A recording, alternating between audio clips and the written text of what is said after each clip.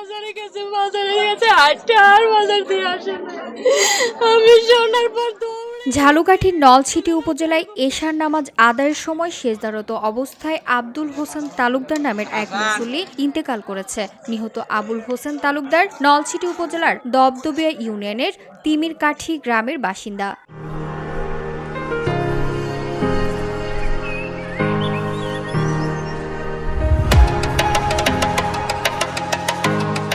পরিবার ও প্রত্যক্ষদর্শী মুসল্লিরা বলেন, শনিবার সারাদিন তিনি ধান কাটার কাজে ব্যস্ত ছিলেন।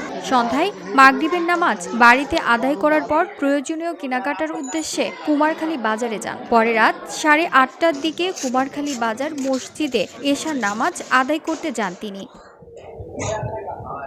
নামাজ চলাকালে সেজদারত অবস্থায় হঠাৎ করে তিনি নিথর হয়ে পড়েন। নামাজ শেষে মুসল্লিরা তাকে সাড়া না পেয়ে কাছে গিয়ে দেখেন তিনি ইতিমধ্যেই ইন্তেকাল করেছেন। জানাজা নামাজ শেষে তাকে পারিবারিক কবরস্থানে দাফন করা হয়। স্থানীয়দের ভাষ্য অনুযায়ী আব্দুল হোসেন তালুকদার ছিলেন সৎ, শান্ত স্বভাবের ও অত্যন্ত ধর্মপ্রাণ একজন মানুষ। তিনি নিয়মিত নামাজ আদায় করতেন এবং এলাকার একজন পরিশ্রমী ও ভদ্র কৃষক হিসেবে সুপরিচিত ছিলেন। খুব ভালো একজন মানুষ ছিল। দুনিয়া থেকে সবাই বিদায় হতে হবে। আমরা যখন দুনিয়াতে আসছি, কেউ দুনিয়া চিরস্থায়ী নেই। কুল্লু নাফসিন যায়িকাতুল মাউত। আমরা আসছি, যেতেই হবে। তো মহান রব্বুল আলামিন কার কখন মওত রাখছে কেউই জানে না।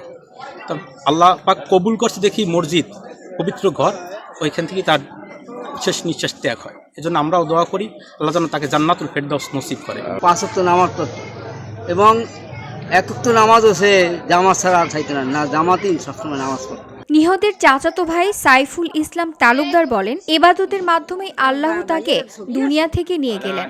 এটা সত্যি সৌভাগ্যের বিষয়। ইশারের নামাজের আজান হওয়ার পরে তিনি ওযু করে মসজিদে ঢুকছেন। তারপরে তিনি ইশার সালাত, ফরজ সালাত আদায়ের পরে স্বাভাবিকভাবেই যারা সুন্নত আদায় করে তারা একটু পিছনে যায়। পিছনে গিয়ে তিনি যখন সুন্নত নামাজ আদায় করার অবস্থায় তিনি সেজদারত অবস্থায় তিনি ইন্তেকাল করেন।